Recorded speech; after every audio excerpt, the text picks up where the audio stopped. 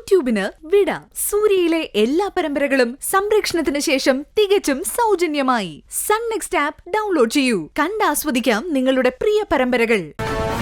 ഇതൊക്കെ പറയാൻ പറ്റും മോളെ, പക്ഷേ സൂര്യയുടെ കാര്യത്തിൽ ഇത് എത്രത്തോളം നടക്കുമെന്ന് കണ്ടറിയണം. ഞാനെല്ലാം നിന്നോട് പറഞ്ഞിട്ടുള്ളതാണല്ലോ. എനിക്ക് സുഖമില്ലാത്തതിന്റെ ഒറ്റ കാരണത്തിലാ ഇപ്പൊ കുറച്ചെങ്കിലും അവന്റെ മനസ്സ് മാറിയത്. ഇല്ലെങ്കിൽ ഇനി എന്ത് സംഭവിച്ചാലും സൂര്യ ഭാവനയെ കൈവിടില്ല. ആന്റി പറഞ്ഞതൊക്കെ എനിക്ക് ഓർമ്മയുണ്ട് ആന്റി. പക്ഷേ ഇവിടെ ഇപ്പൊ എത്ര തവണയായി ഭാവന സൂര്യ ഒഴിവാക്കാൻ നോക്കിയത്? അതൊക്കെ സൂര്യക്ക് മറക്കാൻ പറ്റുമോ? ഇനിയിപ്പൊ നാളെ സംഭവിക്കാൻ പോകുന്നത് മറിച്ചായിരിക്കില്ല. എന്ന് നമ്മൾ വിജയിച്ചു മോളെ. നാളെ നമുക്ക് പോസിറ്റീവായിട്ടാണ് സംഭവിക്കുന്നതെങ്കിൽ പിന്നെ ഒട്ടും താമസിക്കാതെ വിവാഹം നടക്കണം. ഏട്ടനെയും ഏട്ടത്തെയും കൂടി കൊണ്ടുപോയാലോന്നാ ഞാൻ ആലോചിക്കുന്നത്. അതിപ്പോ വേണ്ട ആന്റി.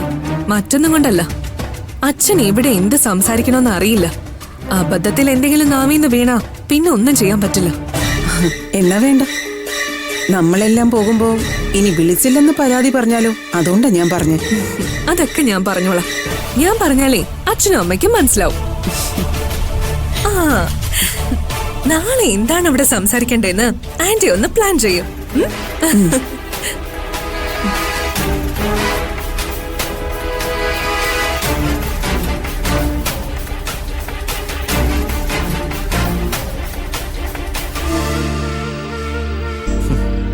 സ്വന്തം അമ്മയ്ക്കെതിരെ പോലീസിൽ പരാതിപ്പെടണമെങ്കിൽ അഭിയത്ര നിസ്സാരക്കാരനല്ല. ഏട്ടനെങ്ങനെയാ? തെറ്റാര് ചെയ്താലും വിട്ടുകൊടുക്കയില്ല. എന്നാ ന്യായമാണെങ്കിൽ ഒപ്പം നിൽക്കുകയും ചെയ്യും. ഇനിയിപ്പോ നമ്മളോടുള്ളതിനേക്കാൾ ദേഷ്യം ആന്റിക്ക് അഭിയോടായിരിക്കും. അതുറപ്പാ. അമ്മയ്ക്ക് ഇന്നിവിടെ നടന്നതൊന്നും ഒരിക്കലും മറക്കാൻ പറ്റില്ല. അതിന്റെ ദേഷ്യം എന്നും ഉണ്ടാവും. ഭരത്തെ,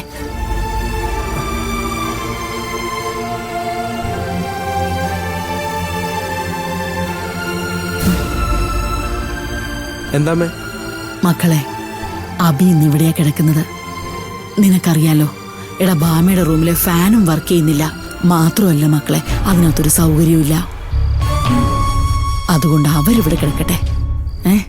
എടാ കൈക്കുഞ്ഞുള്ളല്ലേടാ. മക്കളെ, അമ്മ അവരെ ഇങ്ങോട്ട് വരാൻ പറയാം. അമ്മ ഒന്ന് നിന്നേ. അമ്മ എന്താ അമ്മയെ പറയുന്നത്? അതെങ്ങനെ പറ്റൂ? പിന്നെ ഞങ്ങളവിടെ പോയി കിടക്കും. മക്കളെ, നിന്നെ പോലെയാണോ അവൻ? എസിയിലൊക്കെ കിടന്ന് ശീലിച്ചതല്ലേ?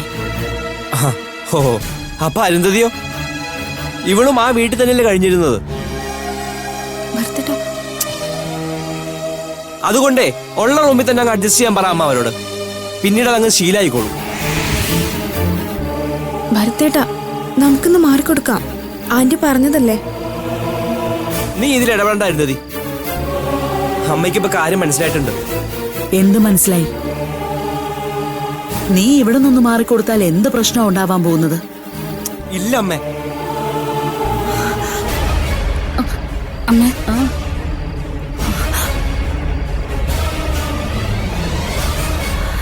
എന്താ അമ്മേ, ഇവര് മാറിത്തരാൻ ബുദ്ധിമുട്ടാണെന്ന് പറഞ്ഞോ? അതെ, ഉള്ള സ്ഥലത്ത് തന്നെ അങ്ങ് അഡ്ജസ്റ്റ് ചെയ്യുന്നത് തന്നെയാ നല്ലത്. ഞങ്ങൾക്ക് ഇവിടുന്ന് മാറാൻ ബുദ്ധിമുട്ടാ. ഭരത്തെ, ഒന്ന് അഡ്ജസ്റ്റ് ചെയ്യടാ. അവിടെ ഫാൻ വർക്ക് ചെയ്യുന്നില്ല. കുഞ്ഞാണെങ്കിൽ തൊട്ടിൽ കിടക്കുക. ഷടാ, ഇതിപ്പോ എല്ലാവരുടെയും സുഖവും സന്തോഷം നോക്കി ജീവിക്കണമെന്നായോ? ഞങ്ങൾക്ക് ഇവിടെ താമസിക്കണ്ടേ? മക്കളെ, തലമറന്ന് എണ്ണ തേക്കരുത്. ഭാവന എങ്ങാനും ഇതറിഞ്ഞാൽ. അതിന് ഞാനിവിടെ വേറൊന്നും പറഞ്ഞില്ലല്ലോ. മുറിയിൽ നിന്നും മാറാൻ പറ്റില്ലെന്നല്ലേ പറഞ്ഞുള്ളൂ. നിനക്കറിയാവുന്നല്ലേ, ഈ പിള്ളേരുടെ കല്യാണം കഴിഞ്ഞ സമയത്ത് ഭാവന അവളുടെ മുറി ഒഴിഞ്ഞു കൊടുത്തവളാ. എന്നാ പിന്നെ ആ മുറിയിലേക്ക് പോയാ പോരെ? അപ്പൊ പിന്നെ ഭാവന എവിടെ പോയി കിടക്കും? അത് ഞാനാണ് തീരുമാനിക്കേണ്ടത്. വേണ്ടമ്മേ, വെറുതെ എന്തിനാ ഇവരോട് യാചിക്കുന്നേ? ഭരത്തേട്ടാ, നീ ഒന്ന് ചുമ്മാതിരി എഴുതി.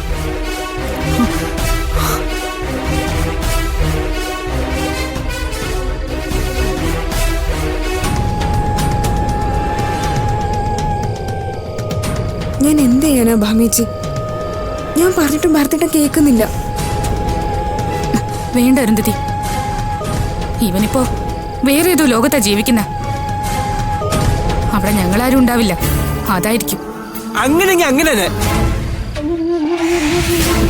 എന്താ അമ്മ അവിടെ ഒരു ബഹളം? ആ ഒന്നുമില്ല സേതു, നീ വാ, വേറെ എന്തെങ്കിലും വഴി നോക്കാം.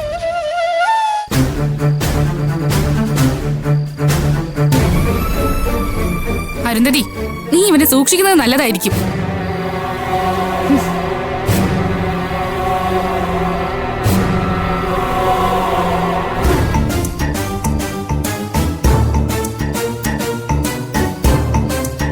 എന്താ അവിടെ ഒരു സംസാരം?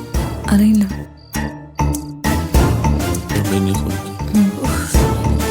എന്റെ ദൈവമേ, എന്താ അമ്മ അവിടെ ഒരു സംസാരമൊക്കെ? അവന്റെ ശബ്ദം ഇവിടെ കേൾക്കാമല്ലോ. ഞാൻ എന്താ ചെയ്യേണ്ടത്? അഭി ഇന്ന് ഇവിടെ കിടക്കുന്നുണ്ടെന്ന് പറഞ്ഞപ്പോ ഭരത്തിനോട് അഭിയും ഭാമയും അവന്റെ റൂമിൽ കിടന്നോട്ടെ എന്ന് ഞാൻ ചോദിച്ചു പോയി. അത് അവന് പിടിച്ചില്ല. ജന്മം ചെയ്താൽ അവൻ ഈ മുറിക്കകത്ത് മാറത്തില്ലെന്നാ പറയുന്നേ. ഇവരെന്താടാ ഇങ്ങനെ? ഞാൻ എന്താ അമ്മ പറയേണ്ടത്? നമ്മുടെ വീട്ടിലെ സാഹചര്യങ്ങൾ നമ്മൾ വേണ്ട മനസ്സിലാക്കാൻ.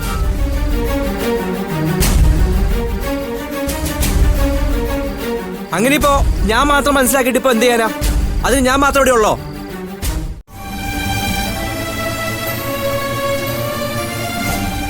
അമ്മേ, എന്താ എന്താ പ്രശ്നം?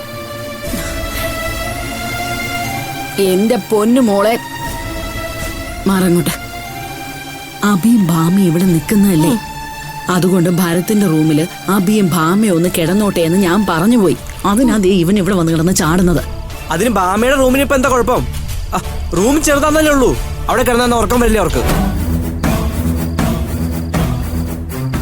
അമ്മേ,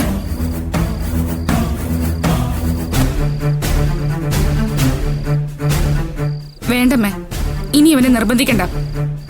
ഞങ്ങൾ ആ മുറിയിൽ തന്നെ കിടന്നോളാം. എന്താ ഭരത്തെ, നീ അല്ലേ അഭിയോട് അങ്ങോട്ട് പോയി പറയേണ്ടത്? നമ്മുടെ ബുദ്ധിമുട്ടുകള് മറ്റുള്ളവരെ അറിയിക്കുന്ന എന്തിനാ? അഭി ഇപ്പൊ ഈ വീട്ടിലെ അംഗല്ലേ ചേച്ചി, പിന്നെന്താന്ന് അറിഞ്ഞ കുഴപ്പം?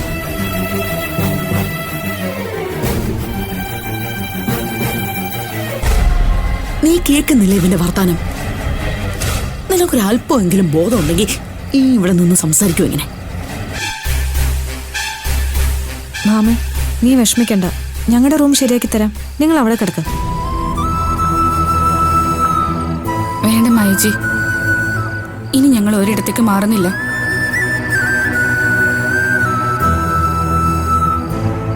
ഇവിടെ നടന്ന സംസാരമല്ല എപ്പോഴേ അഭി കേട്ട് കാണുമെന്നറിയോ?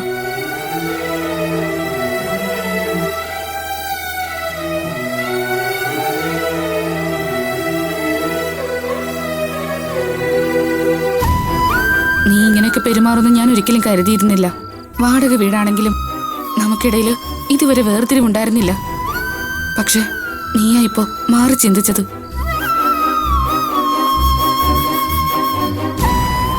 അത് ഞാൻ വേറൊന്നും പറഞ്ഞില്ലല്ലോ. മുറിയിൽ നിന്ന് മാറാൻ പറ്റില്ലെന്നല്ലേ പറഞ്ഞുള്ളൂ. അത്രയും മതിയല്ലോ, ധാരാളം. കേട്ടല്ലോ അമ്മേ, ഇങ്ങനെ പോയാ ഇവൻ ഈ കുടുംബം തിരിഞ്ഞു പോലും നോക്കില്ല. ചേച്ചി ആവശ്യത്തെ വർത്താനം പറയില്ലട്ടോ. ഞാൻ പറഞ്ഞില്ല, എന്താണ് തെറ്റ്? ഒരു മുറി വിട്ടു തരാത്ത നീയാണോ അമ്മയും സഹോദരങ്ങളെ നോക്കാൻ പോകുന്ന? നിനക്കിവിടെ അത്രയ്ക്ക് അസൗകര്യമാണെങ്കിൽ വീട് മാറാൻ നോക്കണം, അല്ലാതെ തോന്നിയത് വിളിച്ചു പറയല്ല വേണ്ടത്. എന്റെ കല്യാണം ഇപ്പൊ കഴിഞ്ഞല്ലേ ഉള്ളൂ. നീയല്ല നേരത്തെ കുടുംബിനിയായത്. അപ്പൊ നീ വേണം ആദ്യം വീട് മാറാൻ.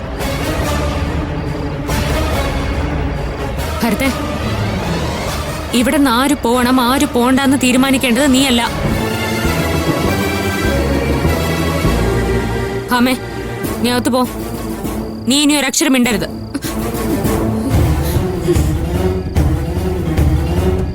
ഭരത്തെ, നീ ഇത്രത്തോളം വളർന്നു പോയല്ലോടാ. എടാ, ഇങ്ങനെയാണോ സഹോദരങ്ങളോട് സംസാരിക്കുന്നത്? അത് ഇന്നാണോ മോളെ നിനക്ക് മനസ്സിലായത്? ഇങ്ങനെ പോയാൽ ഇവൻ ഈ വീടിന്റെ സമാധാനം തന്നെ കളയും. എന്നാ പിന്നെ അങ്ങനെ തന്നെ ആയിക്കോട്ടെ. ഞാനേ ഇനി സംസാരിച്ച ശരിയാവത്തില്ല.